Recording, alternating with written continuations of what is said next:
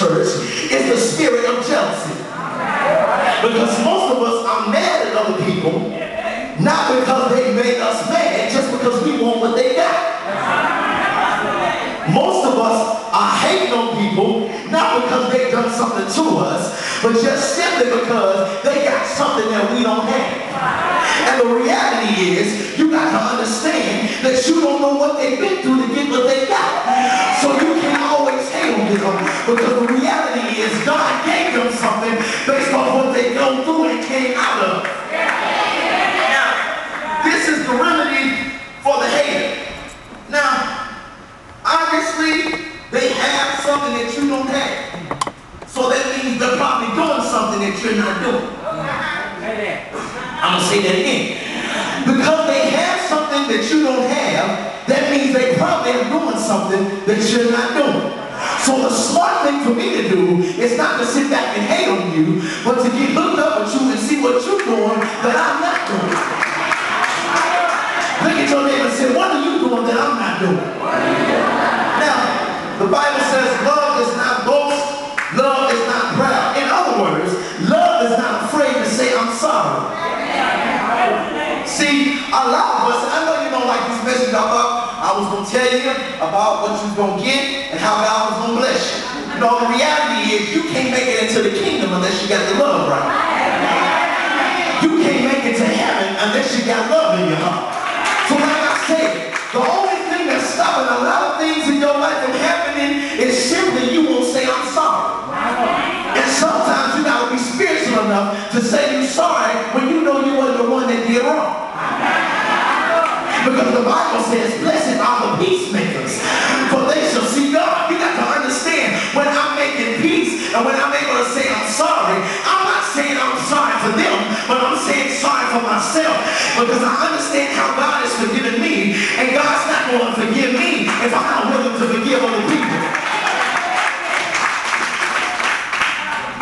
Second, we see the purpose for enemies. The Bible says, bless them that curse you.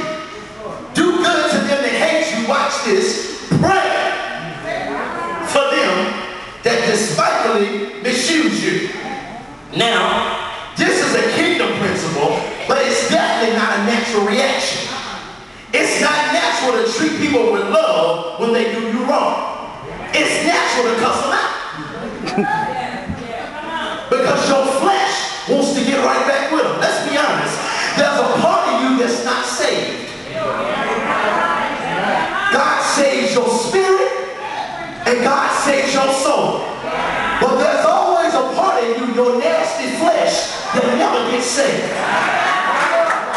There's a part of you that never forgets to fight.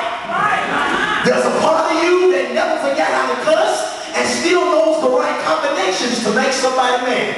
There's a part of you that never ever gets saved. And that's the reason why God places it there. It's because God wants to always keep you on your knees. And some of you say, I don't have something to pray about. Yes, you do. You always got something to pray about, because there's always somebody getting on your nerves that you just want to backhand them across the place. But all you have to say is, Father, in Jesus' name, I need you right now. The reality is God uses those situations to keep you praying. The purpose of your enemies is to help you develop a prayer life. The story is told about a young professional athlete's childhood.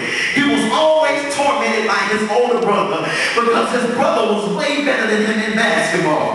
Day after day, he would lose to his brother, and he was always made fun of by the rest of his friends. But now, if we fast forward to the future, this young man goes to the NBA, and he's making his speech after he's drafted to the league. He thanks his mama, he thanks his daddy, he thanks his coaches, and the players that made him who he is. But lastly, he says, I want to thank my brother, because if my brother had tormented me, and if my brother wouldn't have made fun of me, I would have never pushed myself to be better and go to the league.